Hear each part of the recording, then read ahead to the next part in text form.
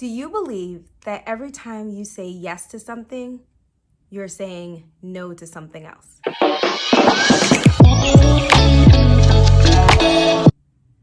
Hey YouTubers, I am back. So if you've been following me on Instagram or you checked out my shorts below, you will see that for the last several weeks, I've been traveling through the Caribbean. If you know me, you know that I hate winter. So I love escaping to beautiful beaches where there's sand and sun and just open ocean where I can just continue to swim. However, I'm back and I recently shared on my shorts as well as my Instagram reels about my travels. And everyone has been asking me, Amy, how did you do this? And I chalk it all up to this idea of lifestyle design. Have you heard of this term? I think it's kind of come to me as I've been reading various books throughout my sabbatical and even now. And it's this idea that we can create the life that we want, but we have to be certain this is the life that we want. And so I think back to my sabbatical, I was burned out as a manager of nurse practitioners and physician assistants. And my lifestyle really consisted of, going in today or going in every day at 9 a.m., taking nonstop meetings back to back, having to escape to run to the bathroom or escape just to get lunch, eating over my computer nonstop, and then getting indigestion, of course. By mid-afternoon, I'd go grab a Starbucks tea and then my headache or migraine would start because I never had a break. But the role that I was in demanded that I be available all of the time. Not only for leaders, for my staff, and honestly, as a servant leader, I wanted to be there for my staff. But the hardest part is that every time I said yes to them or to the meeting or to mentoring someone or helping something in a particular way, I said no to myself. In the last video, I shared how imperative it is that we rest. And as nurses, we may encourage others to rest, yet we don't rest ourselves.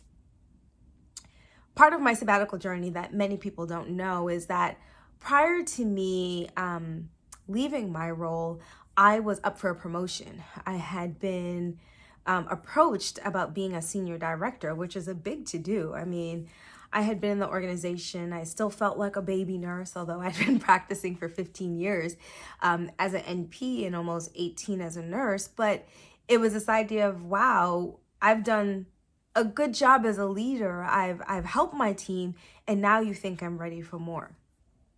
But what was occurring to me is that while I loved being a servant leader and I loved helping people and supporting my nurse practitioners and physician assistants, I wanted to do it in a way where I would thrive, not just survive. And so as I was having these inquiry meetings, it really wasn't about the title, like, Amy, you could be a senior director and the next step is a VP of a hospital. And I was like, wow, that's kind of a big deal, because I didn't think Amy, the little nurse who went to Penn, who at times struggled in A&P, would be in this place of people considering her for more and more leadership and more responsibility. But what I became keenly aware of is that if in my current state I was struggling, what would this senior director role bring on? And so my questions weren't about salary. It wasn't about status. It was more of, can you show me the day in the life of a senior director? And as a few people described it to me, advocating for your team, great, I love that. Making sure, admin stuff is great, good stuff. Getting to create new ideas and policies and innovative ways to do things, oh, right up my alley. These things sound great, but what they told me, or when I asked specifically about, well, what does the day in your life look like? It started with 7 a.m. phone calls about updates on what was going on throughout the institution. By the time you made it into the hospital, updates with meetings in the various areas that you manage. I would go from managing potentially almost 40 people to maybe being responsible for 200 and overseeing all of that. Throughout the day, it'd be mixed with meetings and working with various individuals. And then I'd be on call sometimes if there were emergencies. Now, I would like to put a disclaimer out there. I am not one who does not like hard work. I work really hard for the things that I love. I've been on call before. One of my first NP positions, I was on call a week, a month. That didn't bother me. What bothered me was, is this the lifestyle that I want? If I'm currently working in a manager role and this lifestyle is not agreeing with me, what would change as a senior director? Or would it be more of the same? And as I did deep reflection and journaling and working with my therapist at the time, it really became transparent to me is that I craved more. COVID taught me so much about the way that we could work, and I wanted to bring that within the hospital, kind of shake up things that we didn't have to always do it the same way. And I craved the idea that, my family's scattered throughout the United States, or I should say East Coast and the South. I wanted to be able to hop on planes to see them.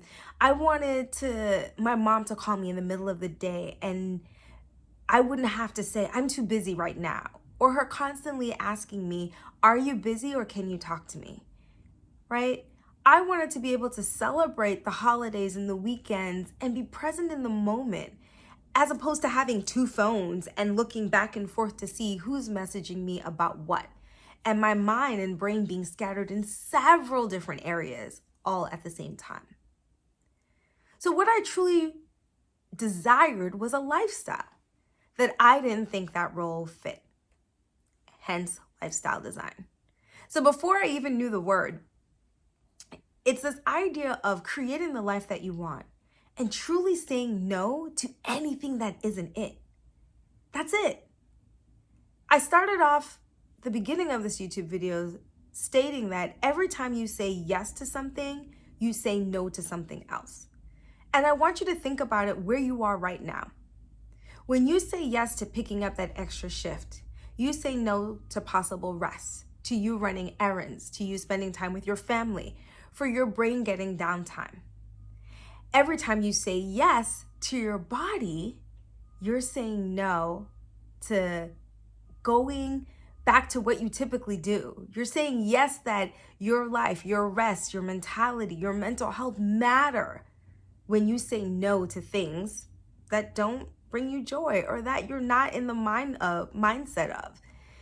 If you find yourself currently in this state just doing things for the sake of doing them, I beg you to pause, to stop, and say, is this the lifestyle I truly desire? For me, back in the end of 2021, it was not the lifestyle I truly desired. And I knew I had to make a change. So you may be thinking about, Amy, your whole title is the nurse sabbatical, and given the current economy, no one can take a sabbatical. People are getting laid off. How is this possible? But instead of telling me all the no's, I want you to think about the yeses, right? A sabbatical doesn't have to be 9 months. It doesn't even have to be 3 months. It could be 3 weeks. It could be 1 month. It could be you setting a time where you get to just be present in the moment and understand what's truly important to you and how do you want to live from now moving forward.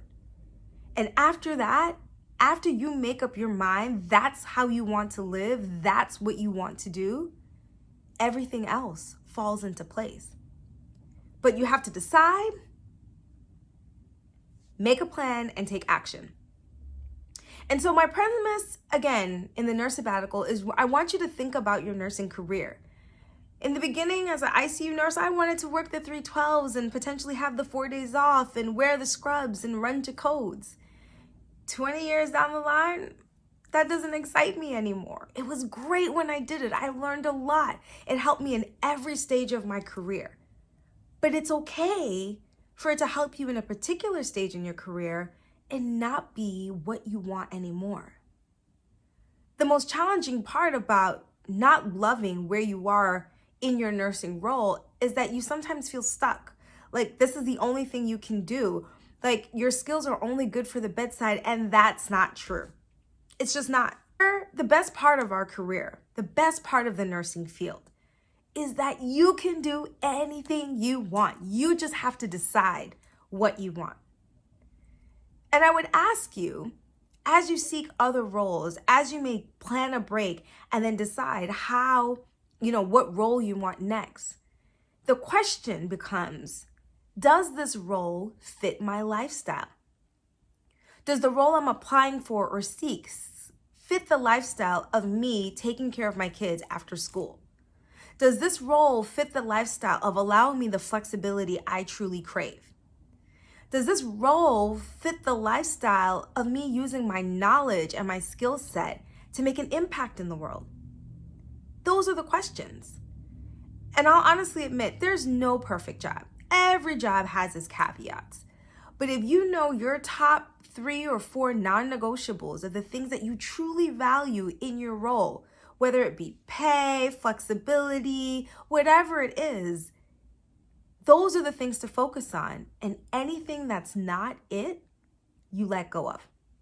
I tell you today, I want you to think about lifestyle design. Sabbaticals are not just taking a rest and relaxing on the beach. And all of that can be part of your sabbatical if that's what you decide you want to visit all the beaches in the world, which is one of my desires. But truly, the nurse sabbatical is around this premise of if you could just take a break, take a breath, and decide how it is that you want to move forward in your nursing profession. What brings you joy? What skill sets come naturally to you that when you do them at work, it lights up your fire. It's your passion. It's your purpose in this world. Then take a sabbatical, a week off to discover that, a 2-week break off to discover it, a month break, whatever it takes to discover it, or at least to kick it off. And if you need help, I am here to help you. I am going to be starting a very small group coaching program come mid-April. There'll be more details that I'll drop in the comments or you can see on my Instagram, The Nurse Sabbatical. But I really want you to take this moment and have this video inspire you. If I took a break, what would that look like? And then how can I get this fulfillment in my career that I may have had before or I'm desiring now? Or both. Now, don't forget to check out, subscribe, DM, comment. I would love to hear back.